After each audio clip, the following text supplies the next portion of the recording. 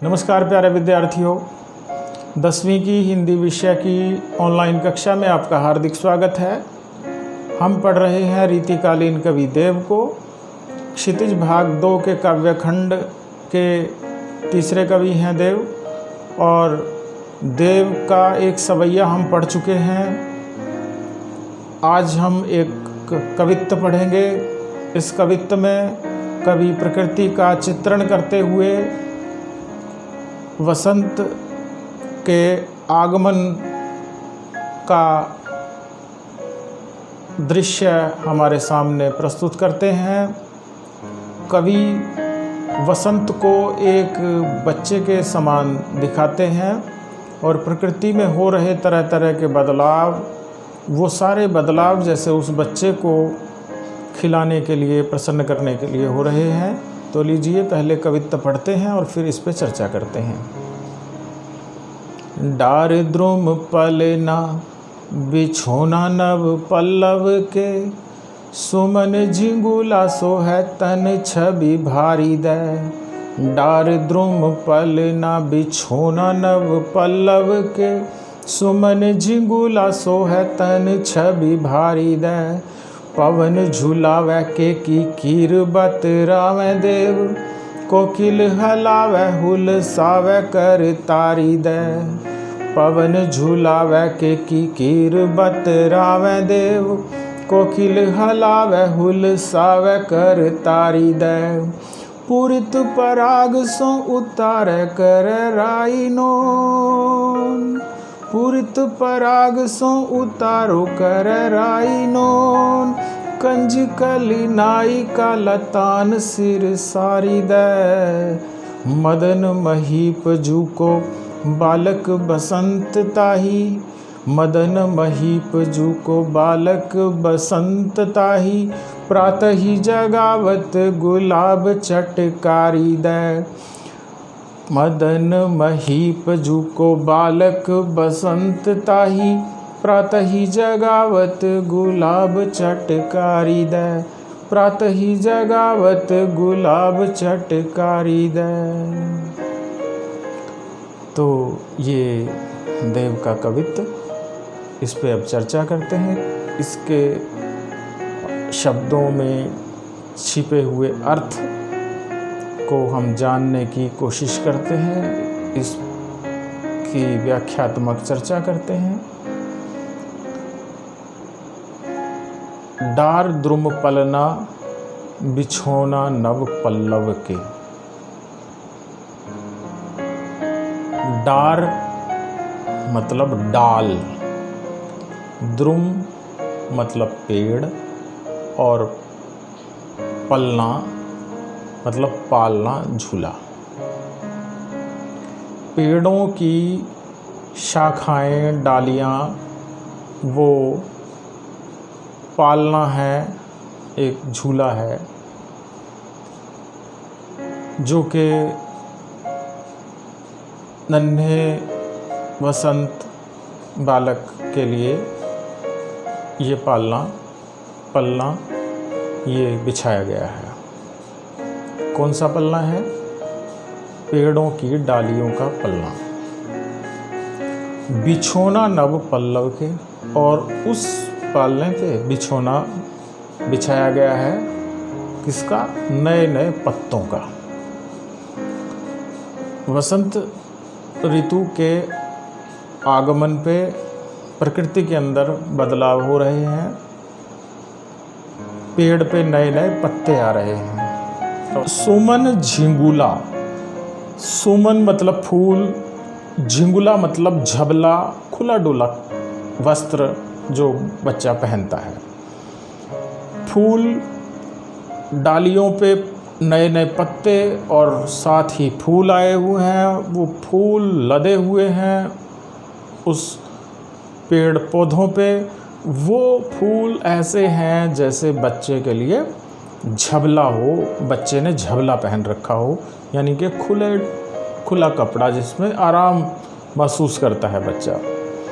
सोहै तन, इससे उस बच्चे का शरीर सुंदर लग रहा है। पत्तों से और फूल आए हुए हैं, फूल का झबला पहन करके बच्चा बहुत सुंदर लग रहा है उसका शरीर, और छवि भारीदार, और इससे वो बहुत आकर्षक दृश्य पैदा कर रहा है, जिसमें आकर्षण है, जिसकी तरफ हर कोई खींचा चलाता है। कहने का अभिप्राय ये है कि वसंत ऋतु के आगमन पे प्रकृति के अंदर बदलाव हो रहे हैं। पेड़ की डालियों पे नए नए पत्ते आए हैं, फूल आए हैं, और वो बहुत सुंदर दृश्य है। ये सब चीज़ें ये नन्हे शिशु बालक वसंत के लिए हैं। पवन झूलावे केकी कीर बतरावे देव। देव कह रहे हैं कि पवन झूलावे, वो जो झूला है जो जिसमें शिशु वसंत है, उसको पवन झूला रहा है। हवा आती है तो वो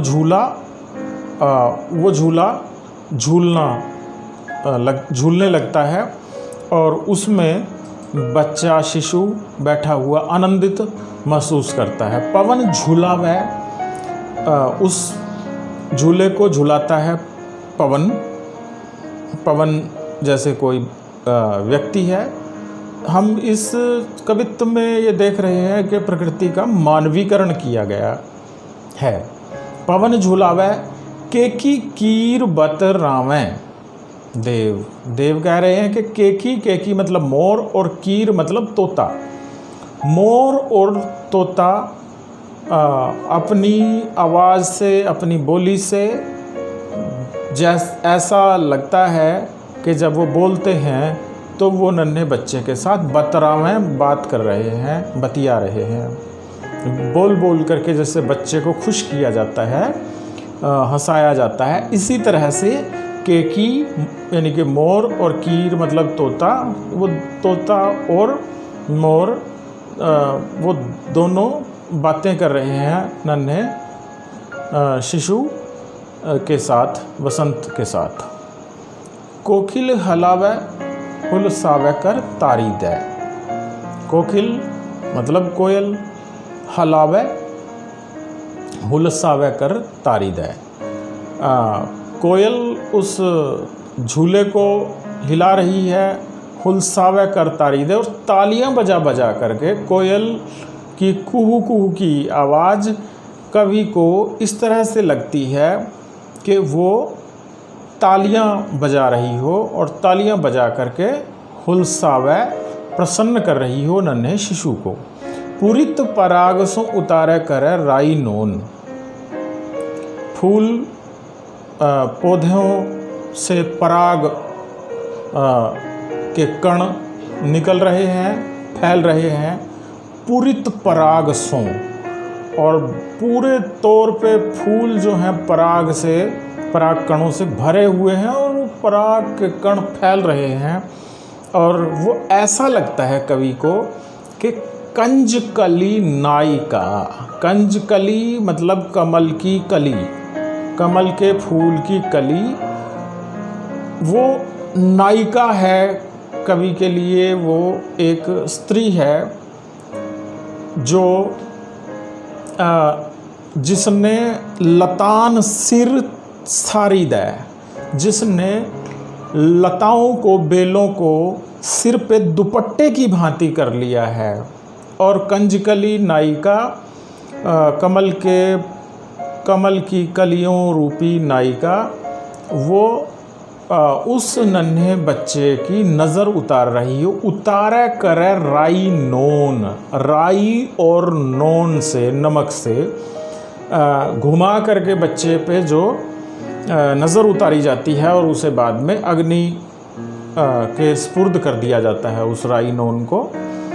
तो ये एक अंधविश्वास है, और ये अंधविश्वास दिखाया जा रहा है यहाँ कि प्रकृति के अंदर जो बदलाव हो रहे हैं, नन्हे बच्चे को किसी बुरी नज़र से बचाने के लिए कंजकली नायिका, कमल के कली रूपी नायिका वो पराग के कणों से भरी हुई है और पराग के कण फूलों से और कंज कली कमल के की कली और फूलों से जो पराग के कण प्रसारित हो रहे हैं, फैल रहे हैं, वो ऐसा लगता है कि जैसे कि नायिका अपने नन्हे बच्चे को राई नोन से उसकी नज़र उतार रही हो।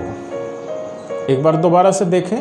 पूरित पराग सो उतारो करे राई नोन, कंजकली नायिका लतान सिर सारी दे। कंजकली नायिका कमल के कली रूपी नायिका वो लताओं के को सिर पे लिए हुए है, बेलें उसके ऊपर आई हुई हैं, जैसे उसने साड़ी का पल्लू ऊपर अपने ले लिया हो और वो राई और नमक से बच्चे की नज़र उतार रही हो, उसके चौगिर्दे घुमा करके। और वो दृश्य वो ये है कि पराग के कण फैल रहे हैं वातावरण में, तो कवि को ऐसा लगता है जैसे नन्हे बच्चे की नज़र उतारी जा रही हो। मदन महीप जू को बालक बसंत ताही। मदन मतलब कामदेव, महीप मतलब राजा। राजा कामदेव जू को बालक बसंत ताही। नन्हा बच्चा बालक राजा कामदेव का पुत्र है। जैसे मदन महीप जू को जिसका बालक बसंत ताही, प्रातः ही जगावत गुलाब चटकारी दे। और उसे प्रातः ही सुबह सुबह जगाता है।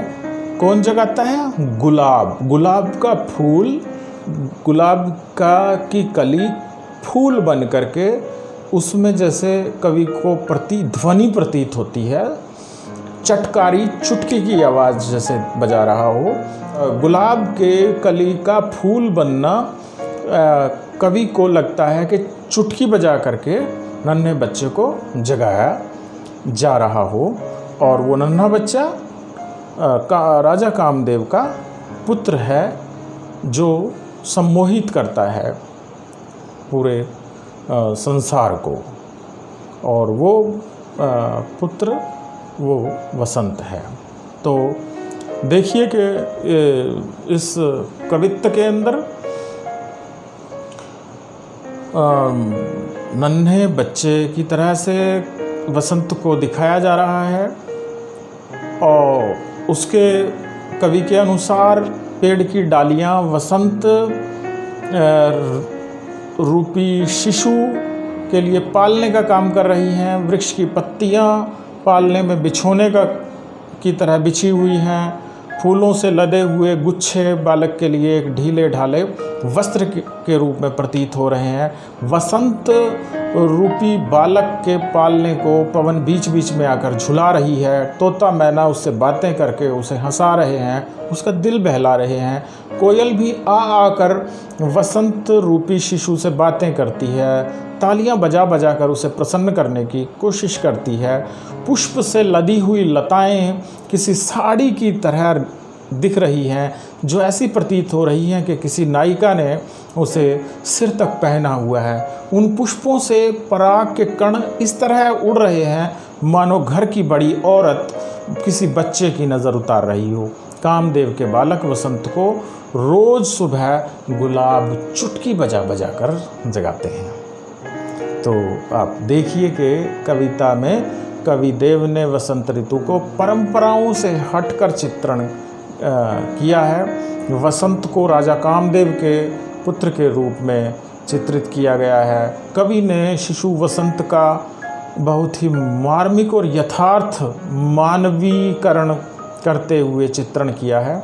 शिशु वसंत छायादार वृक्षों की डाली पर झूला झूलाकर नई नई कोमल गुलाबी पत्तियों का बिछोना बनाकर सुंदर खूबसूरत छबला बनाकर पवन उसे झुला रही है। ऐसे सुंदर सुकोमल शिशु को गुलाब चटक कर जगाता है। इस कवित्व में नए नए उपमान हैं, मानवीकरण अलंकार का, अनुप्रास अलंकार का प्रयोग, केकी कीर में अनुप्रास अलंकार है, हलावै हुलसावै, इसमें पूरित पराग में अनुप्रास अलंकार है, और कंजकली में अनुप्रास अलंकार है, मदन महीप में अनुप्रास अलंकार है, बालक बसंत में अनुप्रास अलंकार है। तो इस तरह से बहुत सुंदर छंद कवित्व है, साहित्यिक ब्रज भाषा है, जिसमें संस्कृतनिष्ठ शब्दों का इस्तेमाल किया गया है, और बहुत मनोरम चित्र हमारे सामने खींचा गया है। वसंत ऋतु का वर्णन इसमें बहुत मनोरम है, बहुत सुंदर है।